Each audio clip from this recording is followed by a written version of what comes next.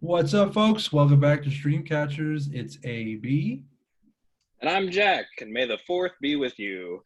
Hey, happy belated May the 4th to our Star Wars fans out there. Heck yeah. We are back with a special midweek episode reviewing the first episode of The Bad Batch. Yes, Jack, sir. first impressions, what'd you think? I liked it. I liked it. I would put it on a level with the last season of Clone Wars. I think it picks up kind of where it leaves off, right there in the middle of Order 66 and everything, and how the clones kind of deal with that. It's a nice spiritual successor, kind of sequel series to that show.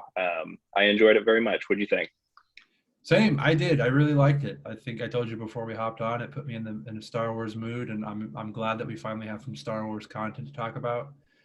Since Mandalorian has finished up, it's sort of a little bit of a void for me as far as Star Wars content goes. So I'm with you. I think it was right on par with Clone Wars and Rebels as well. For people out there that haven't watched either show, both very well done, both available on Disney Plus.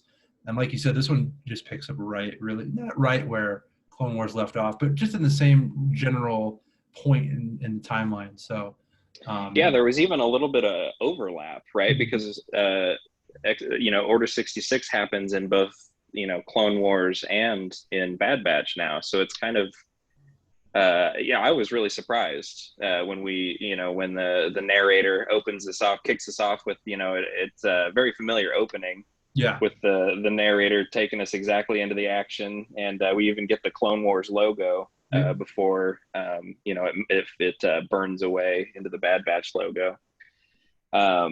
Yeah, I wasn't ready to see some Jedi action even. Same, no, and yeah, it's funny because Clone Wars ends really right after the Purge, Order 66. Really, the last shot of it. Not to give any spoilers, I don't think this really is one, but the last shot of Clone Wars is Darth Vader, sort of Right. standing and fade to black, and that's kind of it. So the Jedi have been just destroyed, murdered, whatever you want to call it, purged, and you're kind of off to the races, and everybody knows what happens afterwards. Bad Batch, it's just right before Order 66. Wasn't expecting that, but I really like that though. I think when you watch A New Hope, you're at the end of the Empire era. Remember, between Episode 3 and Episode 4 is about 30 years of time. So there's so much there that really wasn't explored, and you get flashes here and there, especially if you watch Rebels. This is going to give us the very, very, very beginnings of the formation of the Empire. I mean, they even took the shot from the movie where Palpatine is declaring himself the Emperor and the fall of the Republic and the new Galactic Empire. So great observation, and I like that a lot.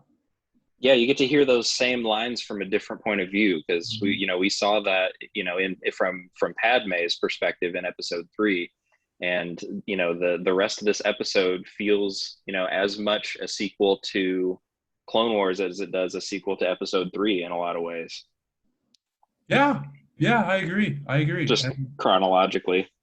yeah, yeah, it's pretty cool. I'm like I said, I'm really excited to see how they sort of explore the beginnings of the Empire. We'll see clones sort of trickle away. Before we get into that, I did want to see we are introduced to two Jedi. One unfortunately doesn't make it. Hmm. Another does survive. Do you know who that Jedi is?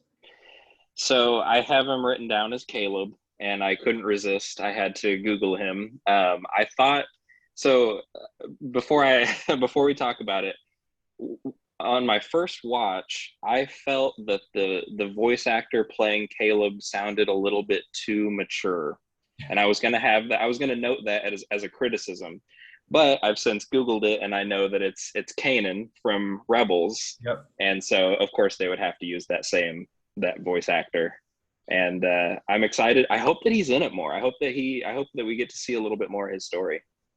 I do too. I don't know if he will. I'm sure he'll pop up once or twice. I don't know why they would introduce a character like that without doing a little bit with him.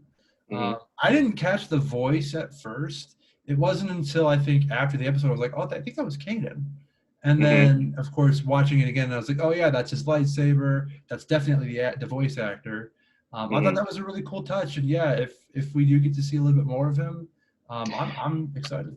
Does his head, now I've not seen a whole lot of Rebels. I've probably seen 10 episodes of Rebels. Does his lightsaber have a specific look It that's does. like recognizable? Okay. Yeah, it's very yeah. And again, I didn't catch it until the second viewing, but it's definitely the same one he uses in Rebels. He uses a blue hilt too, so Okay. pretty sweet. And we'll see. I don't Yeah. know. They go over his name change in Rebels. I don't know if we'll see any of that in this at all if he pops back up again. Um, but It man, it makes is sense cool. that he would want to rename himself being a Jedi, Yeah, there's a whole arc being for that. hunted. Yeah, Okay. there's a whole arc for that in Rebels. So I don't remember it, to Cool. be honest with you, but they do go over that. And it's cool. He's a Jedi that I, as a fan of Rebels, I would like to see explored more. The fact that Hmm. we might get to see a bit more of him, that's pretty cool. Well, I mean, the Bad Batch doesn't have a whole lot of allies, so any Jedi should be an ally. They don't know it yet, but any Jedi should be an ally to Yeah, Clone Force 99. Clone Force 99. I guess we should probably explain a little bit what the Bad Batch are for anybody that might. Yeah. We've got some genetically defective quotey fingers Yeah, clones that have actually resulted in better, faster, stronger soldiers. yeah. They sort of act as a special ops team of the clones unit. 5 members left. You have the leader, so to speak, Hunter. You've got the Hmm. tech guy who just goes by Tech. You've got the muscle who goes by Wrecker. Echo, who was a clone that eventually I think he gets blown up right in Clone Wars. He gets blown up in an episode of Clone Wars, and then it isn't. I think it's like 2 or 3 seasons until we see him again, and he's being experimented on, and body parts have been taken off and replaced with mechanical parts, and Yeah, he's more machine than man. yeah. I'm glad you. I was gonna say I'm glad you got it. That's a great line. And then of course Crosshair, who's more of their sniper. Bit of an attitude on him. We'll see develop over the span of the episode. But that's Which our. I didn't remember the attitude before. I mean, it was probably there, and they've probably played it up a lot more now that we're, not to dive into the spoilers of the show, but we're seeing him as more of a villainous role. I don't remember that from Clone Wars. I'll have to go back and check that out. Same. I don't either, and I've only seen Clone Wars the one time, and I Hmm. don't remember it too well. So I agree. But even in this episode, it really only started after the Order came in, and so I think the story with Crosshair here is that that inhibitor chip is still sort of somewhat active in him. Yeah, The story for people that don't know is clones all have an inhibitor chip. That's how they obeyed Order 66, which was the Jedi Purge that takes place at the end of Episode 3. Um, the um, the Bad Batch, they don't have them, right? Or they're just effective. Is that sort of I think they imply in this episode that they have them. They're just effective. right? And Hmm. so Crosshairs seems it's not quite. It's kind of in the middle. It's not what it is for the rest of the clones, but it's also not completely defective. So you're seeing signs of him sort of wanting to hunt the Jedi and follow orders, whereas the Bad Hmm. Batch, their whole MO is we don't follow orders. We sort of do our own thing. Right, and I wasn't 100% sure what the situation was with their inhibitor chips when I was watching it the first time, but I really, really knew uh, when Crosshairs started saying "good soldiers follow orders," Yeah. which was kind of a trigger sentence that a lot of the clones said in Clone Wars after uh, Order 66 happened, because that was kind of their almost rationale to deal with it psychologically. Yeah, it's funny too because I think I've told you off air. There's an artist that I listen to who sort of turns existing Star Wars and other pop culture tracks and turns them into like a lo-fi sort of vibe. Hmm. And there is a track he does where he sort of dubs that in the "Good Soldiers Follow Orders," Oh and so wow. yeah, it's pretty cool. And so when he said that in the episode, I was like, all right, there's that line again. So it was just a little nod. The artist, if anybody wants to check him out, is closed on Sunday. I'll link him in the show notes. Cool. But yeah, I caught that line too, and it's sort of one of those things where he's he's in the middle, right? He's definitely a member of the Bad Batch, but there's still that bit of clone in him that he's like, that wants to follow his Yeah. orders. Yeah. And I think that he wants to stick with his brothers, but I think that he, in his mind, his brothers are disobeying orders, and that's not cool with him. Right. Exactly. So So yeah, not to throw you off, but what do you think, or who would you say is your favorite character of the Bad Batch? it's a good question. I do like Hunter a lot, but I Okay. probably would say Wrecker. I think Wrecker is pretty fun I too. agree. I love Yeah. Wrecker's either Wrecker or Echo for me. I really like Echo's story. Echo's pretty cool. Yeah, I think most of them are pretty likable. Even Tech, who's I wouldn't say I don't like Tech, but I think that obviously has He's very values. clever. He gets Yeah, some good clever lines in there. yeah, yeah. I love the line of Wrecker when they're in the mess hall and he's like, "If I want to blow something up, it's because I want to blow something up." It's Yeah, kind of the he's comic relief, awesome. but he's also a badass. So Yeah, I mean a shot from the trailer of him suplexing one of those battle droids, that was awesome. yeah, yeah. They even showed that when they were well, we're jumping ahead a bit, but I they know. did that in the episode as well too. So I like Uh-huh. Wrecker a lot, but I'm really interested to see how the rest of the team sort of grows. Speaking Same. of which, we introduced another new character to the show, a child, Omega. Um, Omega. Omega. Well, that's how she pronounces it, right? She's got like more of an Yeah. Australian. So I wasn't sure if that was because of her accent or if that was kind of a nod to like the original Star Wars with the mispronunciations of like Han and Han Hmm. or Leia, Leia, Jabba, Jabba. I wasn't sure if they were trying to do that, but it might just be her accent. That's what I thought. At first, I thought her name was Omega, like Omiga. Yeah. And I saw it written as Omega. But were they calling her Omega or were they calling her Omega as well? Everybody else was calling her Omega, and Okay. it read Omega in the subtitles. But the first time it said, It sounds she like, says it herself, and she introduces herself as Omega, and I read the subtitle Omega, and I was like, "What's going on?" yeah, it was a little weird, but I don't know. We'll see. She's sort of the child of the show. It's an animated show, right? So they're gonna want to Hmm. be kid friendly. That's sort of the bridge there for the kids to have someone to sort of relate to. I think is really the point of her. Um, Right. Introduced as it was like a medical assistant for the Kaminoans. Is that right? Hmm. Yeah, Kaminoans.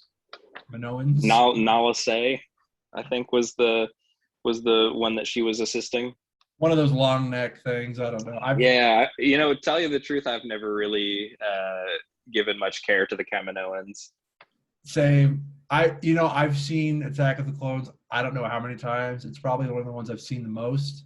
Hmm. Um, and I like all the fighting on Camino. With the Obi-Wan and Django and their Oh, fighting. I like Camino. Yeah. But yeah, the two Caminans or whatever you want to call them. I still don't know their names. Yeah, I've always seen them as kind of flat characters, and maybe that's just because they popped up in Attack of the Clones, and a lot of those characters are a little flat, a little stoic, a little robotic. Just a little bit. But I think that I mean they're a little bit better in this show than they were in the prequels, I guess. They get more lines at least, right? So Yeah. Omega though is a bit Hmm. of a fan of the clones and even gets them into a bit of trouble in the mess hall, throwing some food at the at the regular clones or the regs as they call them. Uh, Yeah, starting a little food fight.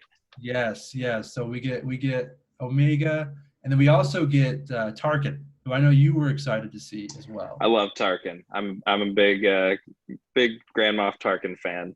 Talk to me a bit about Tarkin. What'd you think of this episode?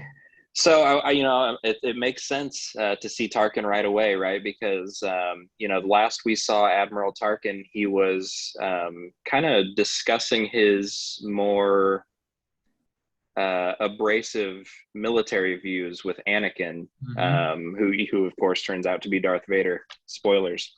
Um, yeah, What? so it makes sense that when Anakin takes the right hand of the Emperor's seat, and he kind of goes through his list of associates that he knows, so his contact list. Gotta have people you And they said, trust. well, Tarkin's got some good ideas. It makes sense that Tarkin would kind of be in charge of the the clones moving forward. I guess it's kind of a weird transitional period, so I don't really know if we should be calling them stormtroopers yet, or if they're still.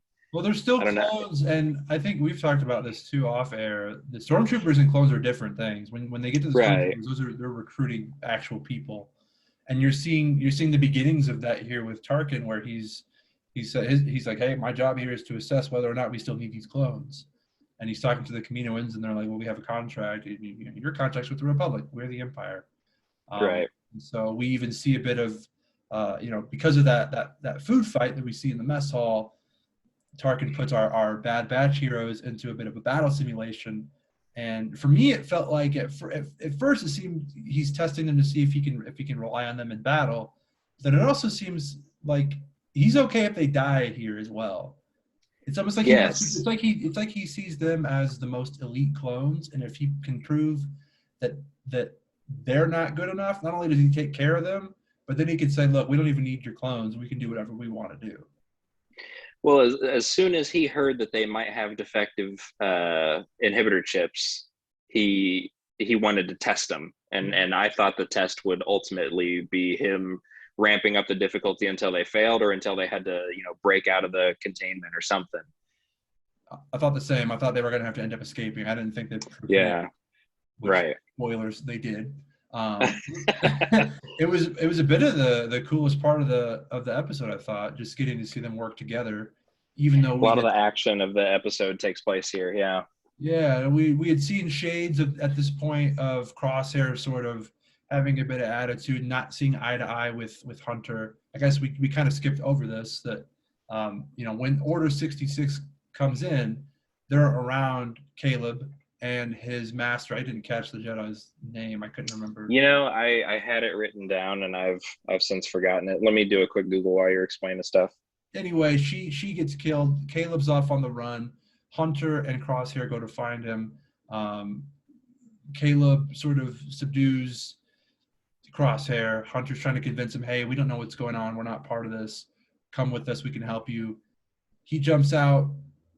Hunter makes the statement basically, oh, he died. He jumped over the ravine. I stunned him, and he fell to the ground. Crosshair doesn't believe him. Rightfully so. He's outright lying. And he sees this as an act of betrayal towards the clones. And so that sort of builds animosity throughout the episode. But even though you're still seeing him sort of be there for his teammates in this battle against the simulation droids. Right. And it was really heartbreaking to see, Hunter and Crosshair both go after Caleb in a different light, and then Caleb ultimately not trusting Hunter because, we know where Hunter's allegiance lays. We kind of get a feel for Hunter real quick, and it was kind of heartbreaking to see Caleb turn his back and jump over the ravine or the waterfall, whatever that was, that little scenic area. And that's what makes me think that we're going to see him again is just because of how dramatically impactful that specifically that part of that scene was. Yeah, I do agree. At first, I sort of thought he was going to be a bit of a one-off, but seeing it a second time and then exploring that here with you, it does make me feel like we might see him at least once more, maybe towards the end of the season, maybe a midway season sort of thing. But the seeds have been sort of set for. Oh, you were going to say something? Yeah. Oh, yeah. That Jedi that Caleb's master was Depa Billaba, and she was a. I googled her. She had a live action counterpart. I believe she was in episode 1, but I don't remember. I don't remember her scene or her function, but she's got a live action actor when I Google her. That's one of the things that I really like about Clone Wars, is that when we see episode 1, not to stray too far off of the trail here. When we see episode 1, we're introduced to all these Jedis, but most of them don't even get lines. I think Mundi has one line, if that, and that's kind of it, outside of Windu and Qui-Gon and all those guys. Mm-hmm. But Clone Wars actually you get to see more of Mundi and General Plume and Kit Fisto and et cetera, et Yeah, cetera. That's one of the cool things. So if you haven't seen Clone Wars and you are et into cetera, et cetera. I don't remember that Jedi. yeah, it's a very forgettable one, very forgettable one. Yeah, Used to tentacles and arms, obviously, you know. but if you have not seen Clone Wars, it is worth checking out, especially if you're more into the Jedi side of the Star Wars lore. Yeah, Uh, but to just bring it right back into Bad let's do Batch, it. this simulation battle they prevail, and again, yeah, it's a pretty cool bit of action. Yeah, I'm trying to think. I'm trying to think what happens right after that. So they go back to They go back to to their their barracks. And room, like, or what the their hell barracks, right? happened? And then Tarkin pops up. He has another mission. Says that there are some insurgents on another planet Right. that are part of the Separatists, and so they're supposed to go there and eliminate the Separatists. And They Omega fail. tips them off that it's a test mission. Kind of warns them that they may be in over their head. Correct. Yeah, that Omega's like, yeah, I'm getting some weird vibes from this Tarkin cat. I don't know if we should be trusting him. I think we should get our stuff and dip on out of Camino. You feel me? And that's exactly what she said verbatim. Yeah. But basically, they're like, nah, we're good. We're gonna go. They leave her there. They go off to do their thing, and they run into a group of not insurgents, not battle droids, but civilians that are on the run from. Yeah, refugees. Yeah. Yeah. One of which being Saul Their Guerrera. leader, Saw Guerrera. So you probably know a lot more about Saw Gerrera, being a bigger Rogue One fan than me, and I Googled him just to get a little sense of his character before we recorded this. I totally forgot that he was in Clone Wars for like a hot second. Hot minute, yeah. And then he was also, I guess he was in Rebels. I don't know to what degree because I haven't gotten to him yet. Fair amount. Fair So amount. he was just in a lot of Star Wars content that I'm not super familiar with. Yeah, so Saul Guerrera, he was first introduced, I guess technically first introduced in Clone Wars. Like you said, he was in it for, I mean, what, an episode or two, and maybe yeah, I think he was in an arc. I think he was in the beginning and end of the arc. I don't think he played a huge role in it. It was more of just like here's a guy. He's definitely in Rogue One. So if you watch Rogue One, shout out Forrest Whitaker. Yep. He is also in Rebels. Not a lot, but enough. You know, he's somewhat of a recurring. What's the bounty hunter in Clone Wars? What's his name? Cad Bane? Maybe. The blue guy with the hat? What's that? The blue guy with the hat? I think, yeah, that guy. You know how like he shows up like every so often in Clone Wars? Yeah. That's kind of about how much Saw Gerrera pops up. It maybe even a little bit less. Okay. But for those that don't know, Saw Gerrera is more of a radical. He has a very radical approach to fighting the Empire and just, I guess, evil forces. You know, he's sort of, he wants the same as the Jedi, but he has a more aggressive way of going about it. Yeah, well, that falls in line with his episode arc in Clone Wars, because when I was googling it, it was he came up in the Onderon Civil War. I guess he was on the freedom fighter side of that rebellion. Yes. Yeah, for him, there's no price too great to pay in order to stop the Empire, or in that case, whatever, separatists or whatever he's trying to fight. And so he gets a bit of a cameo here. Not quite bald yet, still young and not quite grizzled yet. But, yeah, I was trying to figure out a timeline because I saw his artwork in Rebels and he was bald, but then of course Forrest Whitaker has hair in Rogue One, which I think takes place after Rebels. Yes, I believe so. I think maybe Rebels this is just a little closer. I think Rebels is closer to the original trilogy than it was the prequels, because Obi-Wan does pop in, and he's old man Obi-Wan by the time you see him. So it's definitely later in that 30-year gap. But yeah, that's a good point. I don't know exactly precisely when it is, but he is definitely older by the point you see him in Rebels. Yeah. And I think that he's going to be an ally. You know, I don't think they would introduce. I don't think they'd name drop Saw Gerrera, have him in one scene, and then he's done. I think he's going to be an ally to the Bad Batch in some degree. You know, definitely definitely helping us spark some rebellion. So Yeah, recurring character. Hopefully, I do like the Saw Guerrera character. He's, again, like I said, he's somewhat of an anti-hero, more of a radical approach to things. And I think for shows like this, Bad Batch and whatnot, it's nice to have some familiar faces so that you can sort of make the connections to the larger story of Star Wars. And hopefully, right, it's going to help do that in some ways. But I think the more allies they can get, the better. Especially when you think it's just four guys, a kid versus an entire right, empire. yeah, uh, exactly, but they have a real quick scene on this planet, and they the Bad Batch, they slowly realize, hey, we're this isn't what we thought this was. They realize they're being spied on by a droid. Hunter sort of yeah. realizes, oh, Omega was right. Uh, we got to get out of here. We got to grab the kid and go. So they go back Yeah, to. not only do we have to get out of here, but we got to go back to Camino, rescue Omega, and get the hell out of Dodge. Yep. So they fly back to Camino, and we see a lot of things happen. Yeah, so that's when things really get hairy. Yes, hairy and spicy. They Yes. get ambushed by some clones. They get thrown in the prisons. Omega has already been taken by Tarkin and the clones and put in the prison. And then they grab Mr. Crosshair, and they realize he's not quite as disobedient as the other batch. And they sort of reconfigure his inhibitor chip.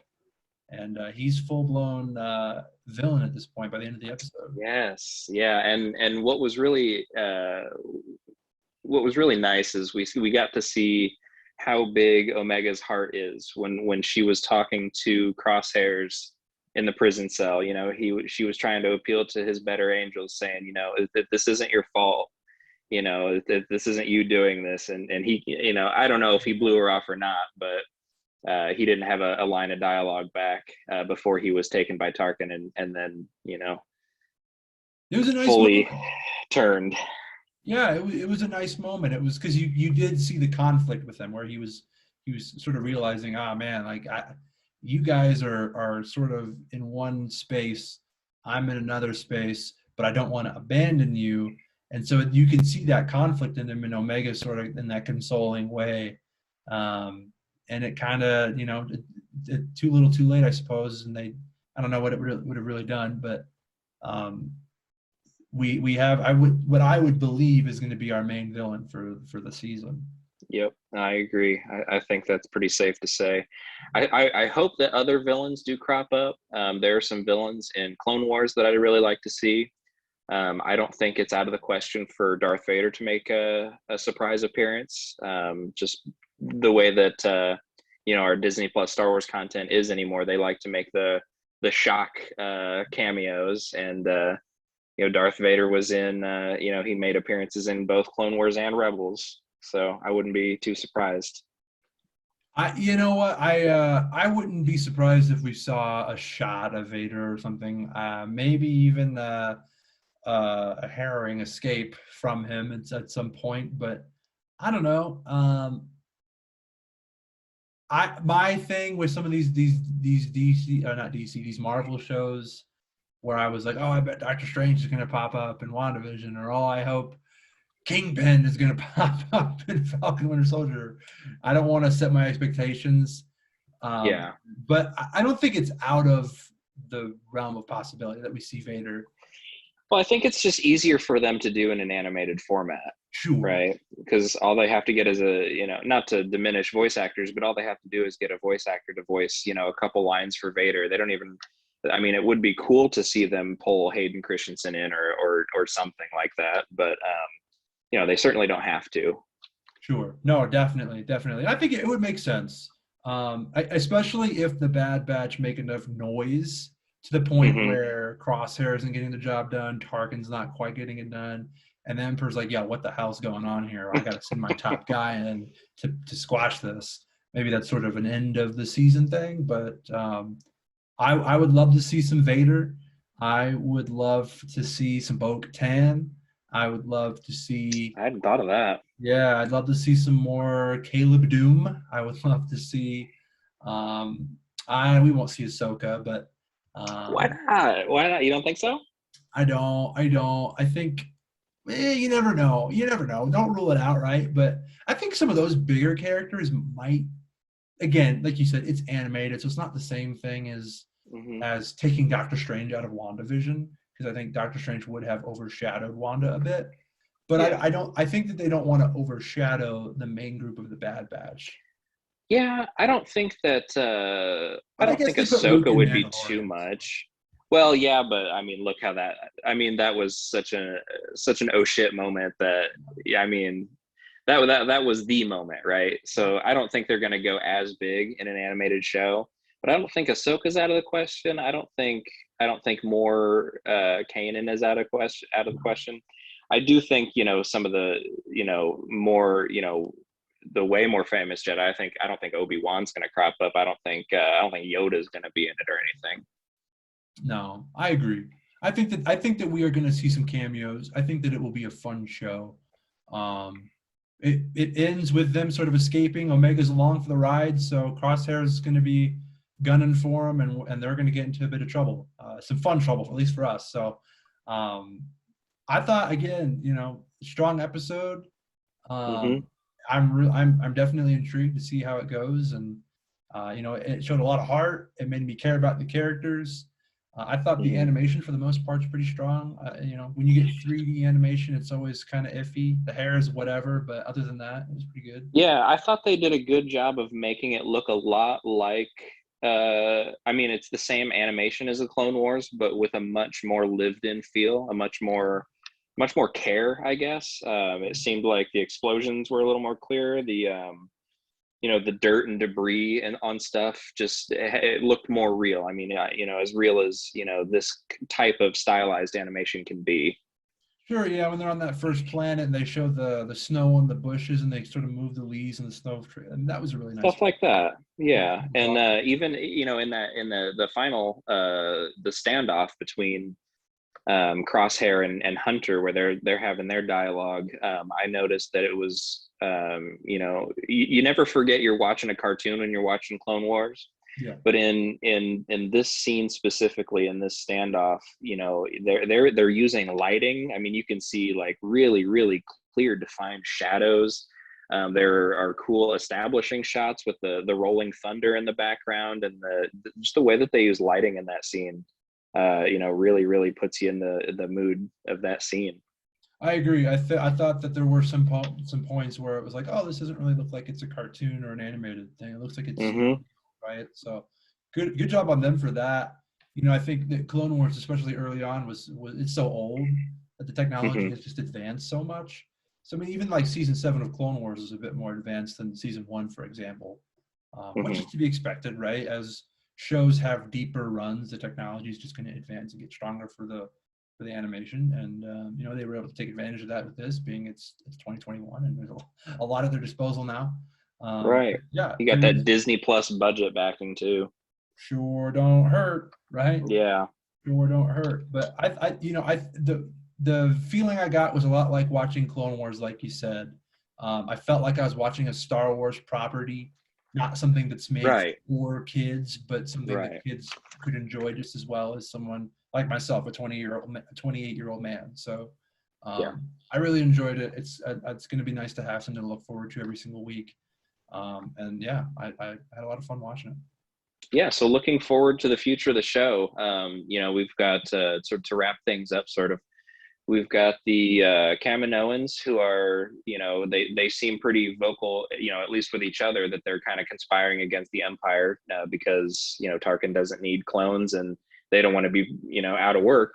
Yeah. So Nala Se helped Omega escape by overriding the hangar door, let the ship go, and um, I don't think that she's going to be found out for that, but it's nice to see that she cared about Omega enough Yeah. to let her go. Yeah, knew what was going on and did whatever she could to help Hmm. Omega and the guys escape without, selling herself out. But I mean, it's the Emperor, and it's a lot like Voldemort. He always knows, He always knows always knows. So we'll his see. Maybe there's some his repercussions. reach is everywhere. Yeah, yeah, yeah. It's kind of hard to hide from somebody that can do what he can do, I suppose. But Yeah. Yeah. Any final thoughts or any? I mentioned a few people that I was hoping I might see. Is there anybody you hope you might see pop up? Well, they kind of did a little bit of a foreshadowing. They're going to, Sector J19 or whatever they called it to look for allies. Who do you think's going to crop up? I don't know what Sector J19 is. Yeah, who knows? So it's hard to say. Maybe Ahsoka, man. Now that the more I think about it, she was really tight with the clones. She is out on the run with Rex, right? That's kind of how Clone Wars ended, I believe. I believe they're on the run together. Yeah, On the run together. I see. I was gonna bet Rex, and I don't know. I mean, if it's gonna be if they're gonna seek out Rex, I guess Ahsoka would be there too. I don't know. I hadn't thought about them being together at this point in the timeline, so maybe it won't be Rex, or maybe Although it'll be both. Hell, I don't know. we're I remind me because I forgot when they were in Clone Wars, Ahsoka was gone, right? She was off. She was gone. They only worked with Anakin and Obi-Wan, right? They being The Bad Batch. Oh, Or was Ahsoka you there? know, I don't remember which characters the Bad Batch interacted with. Truth be told, I mean they were in I like yeah just like you. I've only seen it once, and I didn't pay that special care to who they interacted with. I remember Anakin for sure being there, but I think Ahsoka was still gone at that point. So I'm inclined to Okay, say that they don't know. Maybe they do. I mean, but I don't know. Hard to say. maybe Maybe they maybe are. it's Rex then. Maybe it's Rex. Maybe it's Rex. That would make sense. But then maybe they're not so sure that he's to be trusted. So Yeah. who knows? The only other clones that I could think of that they might find an ally in is maybe the Deserter. Do you remember him? I don't remember what name he gave himself, but there was one clone that found out a way to Yes. destroy his inhibitor chip and live off the grid. And I think he was living, the simple life with a wife and a farm and something like that. I wonder if that's Sector J19. I don't know how the Bad Batch would know about him. But I mean, that's the only clone that I could think of that wouldn't have an inhibitor chip. Him and Rex. Well, it'll be interesting, and I'm excited to see where they go with it. And I'm sure Yeah. that this next episode will at least give us a bit more of an idea of sort of the main point, I suppose, of the show outside of just the running away from the Empire. So Yeah. it'll be interesting, and I'll be excited to see it. Same. Yeah, I'm in it. All right. Well, thanks for joining us, folks. I don't really know how long we ran, but I don't anticipate these Bad Batch episodes are going to be too long. No, I think we're gonna get less content to talk about in these episodes, which is fine. That's totally fine. Yeah, it's going to be all right. Pretty soon we'll have low key as well. So we'll be back again this weekend to review episode 2. But outside of that, do you have anything else you wanted to add? Anything you want to shout out, plug? You can always follow us on Instagram, StreamCatchersPod, or on Twitter @stream_catchers. We're on Anchor, iTunes, Spotify, YouTube, all the things. Yeah, the Spotify, the Instagram and the Twitter accounts are linked in the show notes too, just for convenience. So scroll down and click on those if you want to give us a follow. Make sure you give us your thoughts on what you thought for the first episode of Bad Batch. Let us know if there's anybody you want to see pop up in the show, and let us know if you're digging the show, or if you're not digging the show. Let us know what you think. We want to know. We want to interact with you folks. So let us know. We appreciate you guys though for listening, and we'll catch you next week or this week. We'll catch you in a few days. Yeah, we'll be back with another episode very soon. Woo! Right on, folks. Keep on keeping on. All right, catch you later.